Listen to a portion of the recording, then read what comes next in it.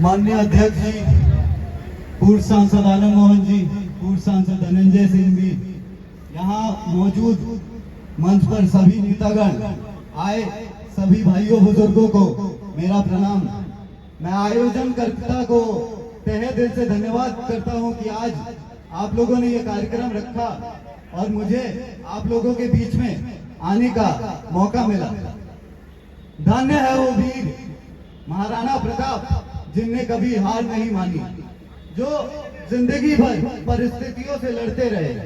वो ऐसे एक वीर थे जिनने राज किया, वैभव विलास सब त्याग किया, जिन्होंने ये निर्णय लिया था कि वो दिल्ली की अधीनता कभी स्वीकार नहीं करेंगे, भले ही दुखों का पहाड़ ही क्यों ना टूट जाए।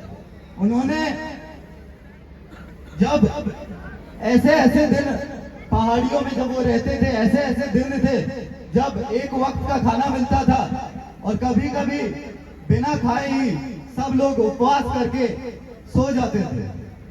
उन्होंने अकबर के प्रधान सेनापति बनने की भी कभी भूख नहीं पाली। महाराणा प्रताप का ये मानना था, उन्होंने आराम को ही हराम समझा और उनका ये मानना था कि इंसान सुख पाकर होता है और दुखों से इंसान सीखता है। मैं आप लोगों के बीच में आया हूं ये बताने के लिए, आप लोगों को महाराणा प्रताप की जीवनी की कुछ गाथाएं बताने कि उन्हें काफी कम उम्र में ही ये एहसास हो गया था कि यदि उनके पिता उनकी राजधानी चित्तौड़ से उदयपुर नहीं करते तो दिल्ली भी चित्तौड़ के अधीन होती। जब राज सिंहासन महाराणा प्रताप को नहीं मिला तब भी उन्हें अपने आप को मेवाड़ का राजा ना सही लेकिन मेवाड़ की धरती पे पला एक राजपूत समझा। महाराणा प्रताप अपने जितने एक कहना है कि यदि घर का भेदी बाहर पहुंचता है तो उस फूट से घर का सर्वनाश हो जाता है। महाराणा प्रताप ने ऐसे लोगों को भी दंड की जगह क्षमा देने का काम किया था। महाराणा प्रताप ऐसे वीर योद्धा थे जिन्होंने बिना पैसे, बिना जख्मी हालत में भी उनने ये लड़ाई लड़ी थी। जिस रानी को फूलों के सेज में सोना था वो रानी पत्थर के शिला पे सो रही थी। जो राजकुमार को महलों में खेलना था वो पहाड़ियों में रह रहे थे। और पहाड़ियों में भी एक ऐसा दिन नहीं होता जब वहां उन पे हमला नहीं होता। राजा ही नहीं, उनके साथ सारी प्रजा दर दर ठोकरें खा रही थी। यह अपूर्व त्याग था महाराणा प्रताप का। मैं आप लोगों को ये बता दूं कि महाराणा प्रताप को भी ये समझ थी कि यदि कर्तव्य से खेलोगे तो परिवार खुश होगा, यदि जीवन से खेलोगे तो मेवाड़ खुश होगा। क्या बात है। उसी तरह आनंद मोहन जी अब जेल से बाहर आ चुके हैं। उनके जेल से बाहर आने के बाद बिहार में भाजपा का कोई काम नहीं रह गया और ना तो अस्तित्व रह गया। तो हम लोग यहाँ पे जितने लोग हैं, हम गृह मंत्री अमित शाह से ये विनती करेंगे कि आप अपनी पार्टी को वापस ले जाइए। हम आप लोगों को ये बताएंगे कि जिस तरह से बिहार का ये इतिहास रहा है कि ना तो बिहार में हमने कभी नफरत की राजनीति चली है पहले और ना आने वाले समय में हम चलने देंगे। ये नफरत की राजनीति आप नागपुर और गुजरात के लिए बचा के रखिए। दिनकर की एक कविता है, जब कृष्ण शांति दूत बनके दुर्योधन को समझाने गए थे कि वर्षों तक वन में घूम घूम बाधा विघ्नों को चूम चूम से धूप धाम पानी पत्थर पांडव आए कुछ और निकल सौभाग्य ने सब दिन सोता है देखे आगे क्या होता है।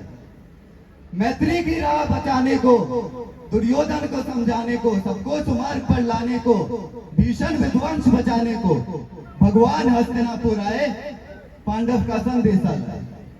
क्या कि दो न्याय अगर तो आधा दो पर उसमें भी यदि बाधा हो तो दे दो केवल 5 ग्राम, रखो धरती अपनी तमाम, हम वही खुशी से खाएंगे परिजन पर हसीना उड़ाएंगे, पर दुर्योधन वे भी दे न सका। दुर्योधन वे भी दे न सका, आशीष समाज की ले न सका। वो उल्टे हरि को बांधने चला, जो था असत्य साधने चला। जब नाश मनुष्य पर चाहता है, पहले विवेक मर जाता है। हरि ने भीषण हुंकार किया, अपना स्वरूप विस्तार किया। डगमग डगमग दिग्गज डोले, भगवान को पथ होकर बोले, जंजीर बनाकर बांध मुझे, हाँ हाँ दुर्योधन बांध मुझे। एक बार फिर हम लोग देख रहे हैं आज के समय मोहन को बांधने का प्रयास हो रहा है। लेकिन मैं आप लोगों को बता दूं कि 15 साल बाद आप सब लोगों की मेहनत से मेरे पिता जेल के बाहर आए हैं। अब जितना हाथ पैर मार लो, यदि आप उन्हें वापस डालने की कोशिश करोगे तो आप खुद ही मिट्टी में मिल जाओगे। हमारा इतिहास रहा है हमारे समाज का कि जब जब किसी के पाप का गढ़ा भरा है तो हमारे समाज ने उसे फोड़ने का काम किया है। और जहां तक राम राज्य की स्थापना की बात है, तो जो नैतिक मूल्य, जो समझ उसके लिए जिसकी जरूरत है, वो हमें हर पीढ़ी में हमारे समाज को किसी हाड़ा रानी, किसी रानी पद्मिनी, किसी रानी करुणा, रानी देवलदे ने हमें देने का काम किया है। राम के नाम पे वोट मांगने वालों को इतना समझने की जरूरत है कि जिस राम के नाम पे आप वोट मांग रहे हैं, वो राम तो खुद ही अर्थात हर धर्म को साथ लेके चलने वालों में से थे। चाणक्य ने यह बात कही है कि यदि देश का राजा व्यापारी हो जाएगा तो सारे देश को बेच डालेगा। आज हमें देखने को क्या मिल रहा है, रेलवे हो, बिजली हो, सब विभाग बेचे जा रहे हैं। ठीक है, लेकिन यदि आप हिंदुत्व का भी व्यापार करिएगा तो ये हम चलने नहीं देंगे। मैं जब सिंह की गद्दी पे सियार बैठ जाए तो ये भी शोभा नहीं देता। अगर आगे बिहार की प्रतिष्ठा के लिए हमें एकजुट होना पड़े तो उसके लिए भी आप तो तैयार रहे। यदि उसके लिए अगर हमें दिल्ली फतेह करना पड़े तो उसके लिए भी आप तैयार रहे। महाराणा प्रताप की ये चाह थी कि दिल्ली कभी चित्तौड़ के अधीन रहे। तो मैं आप लोगों को बता दूं कि अब वो दिन दूर नहीं जब दिल्ली बिहार के अधीन होगी। मैं चंद पंक्तियों से अपने वाणी को विराम देना चाहूंगा कि लगा तमाचा दुश्मन भागा, बाजी पलटी खेल की, सत की आंधी उड़ा ले गई, चार दीवारी जेल की। बहुत बहुत धन्यवाद।